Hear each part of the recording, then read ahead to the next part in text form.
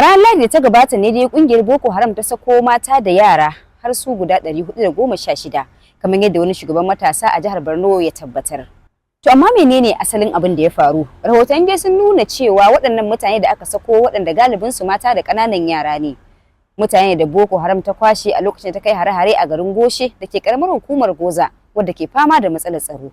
Wasu bayanai sun nuna cewa an rika cin zarafin matan da aka kwashe din ta fuskoki da dama wanda ma ake tunanin hakan na iya shafa kwakwalwarsu.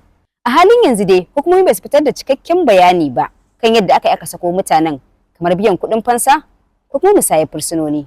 Bayanan farko da aka samu sun nuna cewa mafi yawan mutanen da aka sake din mata ne da ƙananan yara, wani rukuni na al'umma da ƙungiyar ta Boko Haram ke yawan kaiwa hare-hare ko kuma garkuwa da su.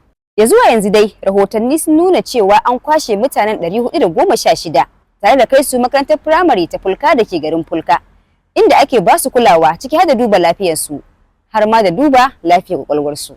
Gwamnan jihar Borno, Farfesa Babagana Umar Zulum, ya ziyarci inda aka ajiye mutanen domin duba irin halin da suke ciki kafin kai ga maida su ga iyalansu.